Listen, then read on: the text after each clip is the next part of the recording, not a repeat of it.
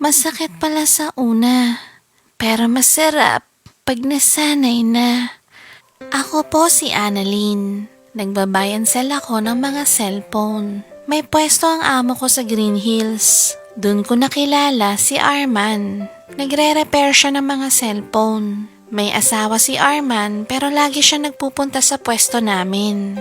Halatang may gusto siya sa akin. Sa edad kong 29, maniwala kayo o sa hindi, wala pa akong experience noon. Gusto ko kasi bago mag-30, maranasan ko na yon. Kaya lagi kong tinatanong si Arman tungkol doon. Sabi ko nga sa kanya, turuan niya ako pag may time.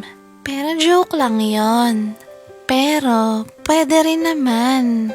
Isang araw, sumahod ako. Tinanong ko si Arman kung magkano ba magmotel. Sakto nakabenta ako ng maraming accessories kaya may ekstrang binigay sa akin yung amo ko. Sabi ko ako na magbabayad. Basta turuan niya lang ako. Gusto rin daw niya pero wait lang. Kasi mag-iisip pa siya ng dahilan sa asawa niya. Sabi ko sa kanya, sabihin niya sa asawa niya na may customer. Gustong magpa-repair pero home service. Nakalusot si Arman sa asawa niya at nagkita kami sa Farmers. Nag-check-in kami sa secret. Ganun pala ang itsura ng motel. Maliit na kwarto lang tsaka pula ang ilaw. Sabi ni Arman, hugas daw muna. Tapos, sinimula na niya ang pag-o-open line. Masakit sa una pero kaya naman pala.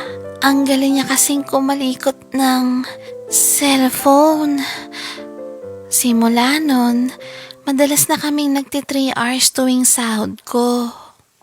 Ngayon ko lang nalaman na binidyo pala ni Arman yung anuhan namin. Kumalat na dito sa cellphonean yung video kaya marami nang lumalandi sa akin.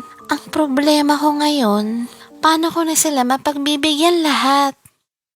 Gumawa ka ng schedule para mapagbigyan mo silang lahat. Iba-ibang lalaki kada sahod. Basta lagi mong aalkoholin yung para malinis. Pero por Diyos por Santo, Annalyn, ano bang klaseng sakit ang meron ka at gusto mong magpa-open line sa lahat ng lalaki dyan? Huwag ganun, te. Tsaka may Arman ka pa. Tinuturuan mo pang magdahilan sa asawa. At tuwang-tuwa ka pa na kumakalat yung video nyo, Pambihira. Wala bang single dyan sa lugar nyo? Kung magpapagalaw ka, doon na lang sa walang sabit. At huwag mong gawing saksakan ng kani-kaninong charger yung mo. Isa-isa lang para hindi lumuwang. Sa mga nanonood ngayon, i-comment nyo sa baba kung ano ang maipapayo nyo kay Annalyn. And don't forget to share ang video na to. Ako po si Serex at kita-kits sa next video.